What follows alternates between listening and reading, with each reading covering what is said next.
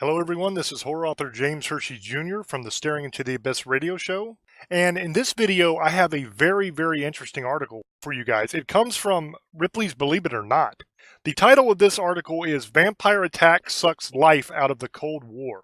It was published on January 5th, 2018, and like I said, it's from Ripley's Believe It or Not.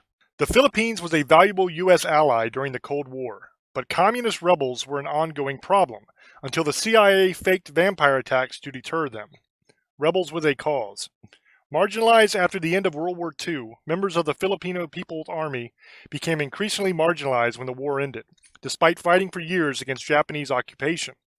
Subscribing to communist ideals, they began a peasants' rebellion, claiming independence from wealthy Manilan Filipinos, who had grabbed land and worked with Japanese invaders. Since the Philippines was a primary asset to the U.S. during the war, the CIA sent one of their most effective officers, Edward Lansdale, to help quash the Hukahon Rebellion.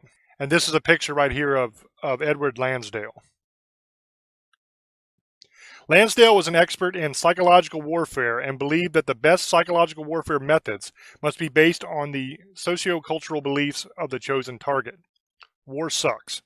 The CIA chose to exploit the Huk's beliefs in the Aswang, a monster Filipino folklore said to drain the blood of humans. Back in the 50s, residents of rural Philippines still very much believed in and featured the Aswang, so Lansdale took advantage of this. A unit of Hukbalahap rebels had taken up a prime position on a hill in Luzon. This was the perfect opportunity for Lansdale to deploy his Psy-war tactics. When the unit went on patrol at night, Lansdale ordered his people to silently grab the last man in the group, puncture his neck in 2 places, hang him upside down to drain his blood, then throw his body back out on the trail. A covert and gruesome action. The rebels, of course, returned later to look for their missing comrade, only to find an exsanguinated corpse that looked like the victim of Aswang attack. Winning tactics. While this might seem like an odd tactic, believe it or not, it worked. The very next day, the frightened rebels fled their hilltop position, losing one of their greatest advantages. And here's a picture you see, and it says, when Robert Ripley visited the Philippines in 1932, people protected their homes with sacred signs. So this is signs they put on the door to protect against evil things.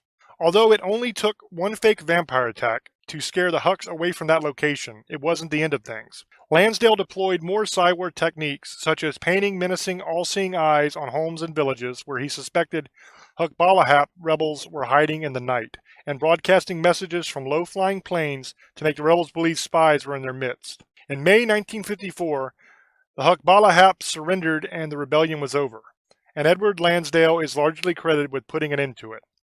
While his fake vampire attack wasn't the only event to end the rebellion, it stands out as one of the strangest tactics used against Cold War combatants.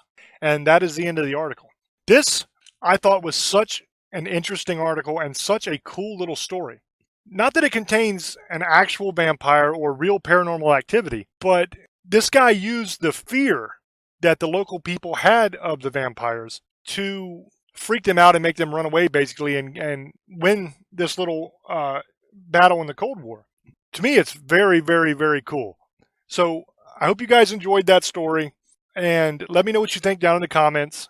And as always, please subscribe to the channel if you have not already, and make sure that you check out Staring Into the Abyss Sunday nights at midnight on Para-X.